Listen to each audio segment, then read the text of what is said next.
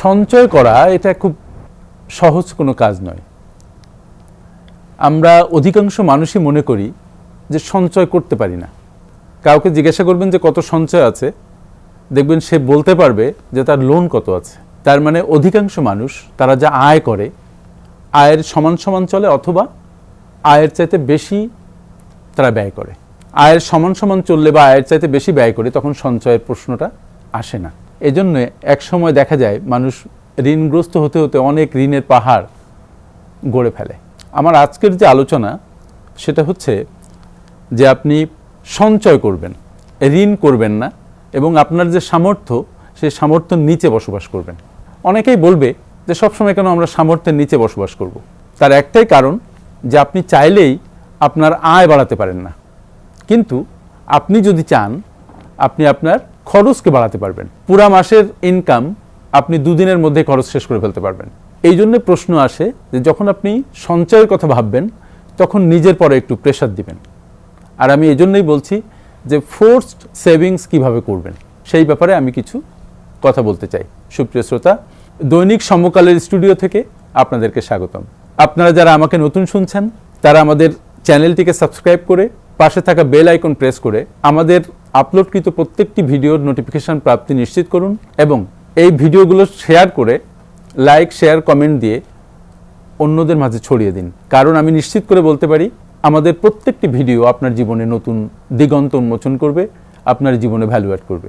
যাক, বলছিলাম যে আপনি ফোর্সড সেভিংস কিভাবে করবেন। সত্যি কথা বলতে কি, প্রত্যেকটা সেভিংসই আসলে ফোর্সড। আমরা ব্যয় যতটা স্বাচ্ছন্দ্য, সঞ্চয় ঠিক ততটাই অস্বাচ্ছন্দ্য। আমরা সঞ্চয় করতে অভ্যস্ত নই। আর একটা বিষয় হচ্ছে, সঞ্চয় করতে আমাদের অনেক ত্যাগ তিতিক্ষার প্রশ্ন আসে। সঞ্চয় করতে হলে আপনাকে অনেক ভোগ স্পৃহা থেকে নিজেকে দূরে সরিয়ে আনতে হয়, এজন্যই সেখানে আপনার প্রেশার লাগে। ওয়ারেন বাফেটের একটা ইম্পর্টেন্ট কথা আছে, সেটা হচ্ছে যে আপনি খরচ করার পরে যেটা থাকবে সেটা সঞ্চয় করবেন না, বরং সঞ্চয় করার পরে যেটা থাকবে সেটা খরচ করবেন। সুতরাং আপনার আয় যদি হয় 1 লক্ষ টাকা, আপনি তার একটা certain portion, it may be 10%, it may be 20%, or even it may be 50%, আপনি একপাশে সরিয়ে রাখবেন। রাখার পরে যে টাকাটা আপনার থাকবে সেটা আপনি খরচ করা শুরু করবেন। মাসের শেষে যদি আরও অল্প কিছু টাকা বেঁচে যায় সে টাকাটাও আপনি সঞ্চয় করবেন। 1 মাস শেষ, এই মাসের টাকা আপনি সামনের মাসে আর ক্যারি ফরওয়ার্ড করবেন না, এটা সঞ্চয়ে রেখে দিবেন, এটা সামনের মাসে খরচ করবেন না। সামনের মাসে আপনি যে আর্নটা করবেন সেটা আবার খরচ করবেন। তাহলে এখানে ফোর্সের কথাটা কেন আসছে? মানে আমি একটা ছোট্ট গল্প বলি, সেটা হচ্ছে যে আমি তখন ব্যাংকে কেবল কাজ শুরু করেছি। আপনারা অনেকেই হয়তো জানেন যে আমি লম্বা সময় ব্যাংকে কাজ করেছি। ব্যাংকে কাজ শুরু করে আমরা প্রথমে করতাম কি, 50,000 টাকা হোক বা 1 লাখ টাকা হোক, আমরা একটা সঞ্চয়পত্র কিনে ফেলতাম। সঞ্চয়পত্রে তখন একটা ব্যাপার ছিল যে ট্যাক্স রিবেট পাওয়া যেত। তো ট্যাক্স রিবেট একটা ইস্যু ছিল, আর একটা ইস্যু ছিল যে আমার কিছু টাকা সঞ্চয় হবে। তাহলে সঞ্চয়পত্রের জন্য ব্যাংক তখন লোন দিত, ওই লোনটা করে সঞ্চয়পত্র কিনে ফেলতাম। প্রতি মাসে মাসে টাকা দিয়ে সঞ্চয়পত্রটা অ্যাডজাস্ট করে ফেলতাম। মানে বছরের শেষে যে একটা টাকা জমতো ইন দ্য ফর্ম অফ সঞ্চয়পত্র। পরবর্তী বছর আবার একটা সঞ্চয়পত্র আমরা নিতাম, নিয়ে সেটা আবার সারা বছর ধরে শোধ করতাম। এইভাবে দেখা যেত যে 2-5 বছর পরে অনেক টাকা সঞ্চয় হয়ে যেত। এই টাকাটা কিন্তু ছিল এক ধরনের ফোর্সড সেভিংস। কারণ কি, আমি নিজের পরে একটা প্রেশার করে সঞ্চয়টা করতাম, এবং যখন টাকাটা অ্যাডজাস্ট করতাম তখন কিন্তু কষ্ট হতো, কিন্তু পাশাপাশি একটা খুব ভালো লাগা কাজ করতো।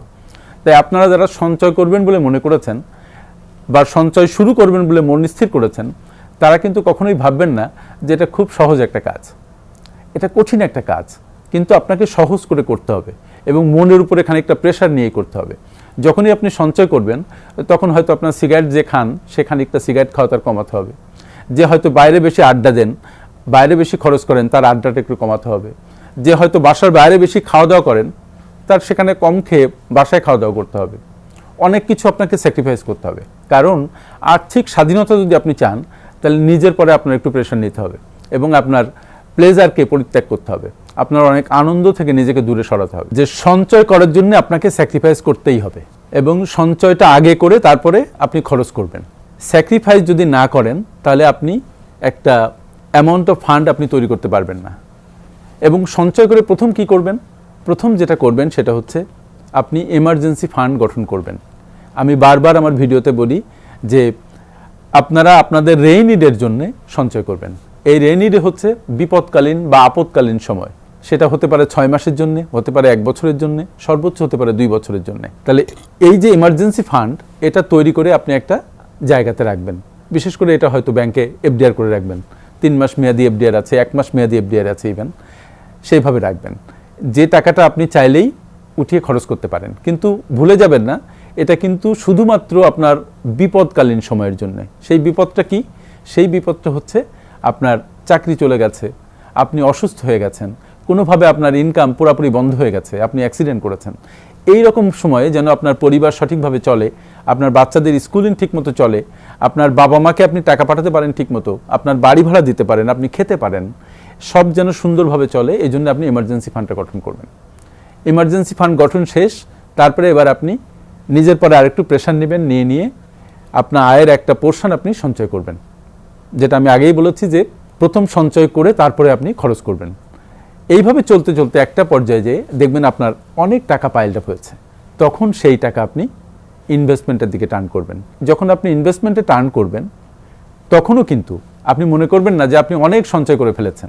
আপনার কিছু ফান্ড জমে যখন ইনভেস্টমেন্ট করছেন, কিন্তু আগে যে সঞ্চয়টা আপনি করছিলেন এবং নিজের পরে প্রেশার নিয়ে যে সঞ্চয় করছিলেন, এই সঞ্চয়টা যেন অব্যাহত থাকে।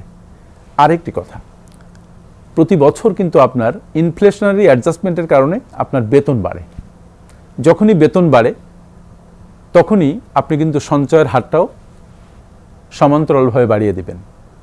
যদি আগে আপনার 10%-এ আসতো 20,000 টাকা, এখন যদি আপনার 10%-এ আসে 40,000 টাকা, তাহলে আপনি সেই 40,000 টাকা সঞ্চয় করবেন। যদি আপনার প্রমোশন হয়, আপনার একটা স্যালারি রেইজ হয়, আপনার নতুন স্যালারি স্ট্রাকচার ফিক্সড হয়, সেক্ষেত্রেও কিন্তু আপনার সেভিংসের পরিমাণ যেন বাড়ে। আর একটা বিষয় হচ্ছে যে আপনি কোনো একটা অজানা খাত থেকে, আনআইডেন্টিফাইড খাত থেকে হঠাৎ করে আপনার টাকা চলে আসতে পারে।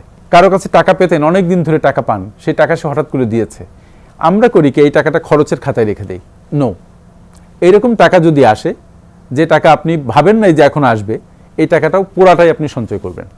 যদি পুরা না পারেন, চেষ্টা করবেন 50 থেকে 80% অন্তত সঞ্চয় করতে। তাহলে দেখবেন আপনার অনেক টাকা পাইল আপ হয়েছে।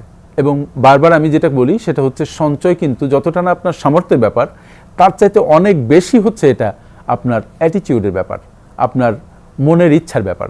তাই সঞ্চয় মানেই হচ্ছে মনের উপরে খানিকটা প্রভাব ফেলে, মনকে খানিকটা ভোগ বঞ্চিত করে সঞ্চয়টা করা। তবে অনেকে হয়তো মনে করেন যে আমি সবসময় শুধু মানুষকে সঞ্চয় করতে বলি, নিজেকে পুরো বঞ্চিত করে। নো, আমি নিজেকে বঞ্চিত করতে বলি না। আমি শুধু বলি অযাচিত আনন্দ থেকে নিজেকে দূরে রাখবেন, অনৈতিক আনন্দ থেকে নিজেকে দূরে রাখবেন। যে আনন্দ সমাজ স্যাটিসফাই করে না, সেই ধরনের আনন্দ থেকে নিজেকে দূরে রাখবেন। তাহলে অনেক পয়সা আপনার সেভ হবে, এবং যে সেভটা হবে সেই সেভিংসটা আপনি একপাশে রেখে দিবেন। তাহলে আপনি যে আর্থিক স্বাধীনতার কথা চিন্তা করেন, আপনি যে আর্লি রিটায়ারমেন্টের কথা চিন্তা করেন, আপনি যে রিটায়ারমেন্টের পরে একটা সুস্থ জীবন চিন্তা করেন, সেই জীবন আপনার জন্য সহজ হবে। আপনি সুন্দর একটা জীবন পাবেন, আপনার জন্য ভোগের আজীবন ব্যাপ্তিকরণটা সহজ হবে। আপনি মৃত্যুর আগ পর্যন্ত টাকা বঞ্চিত হবেন না, আপনার কাছে অনেক টাকা থাকবে। আপনি হয়তো গরিব হিসাবে জন্মগ্রহণ করেছিলেন, কিন্তু ইউ উইল ডাই রিচ। আমার সাথে এতক্ষণ থাকার জন্য অনেক অনেক ধন্যবাদ।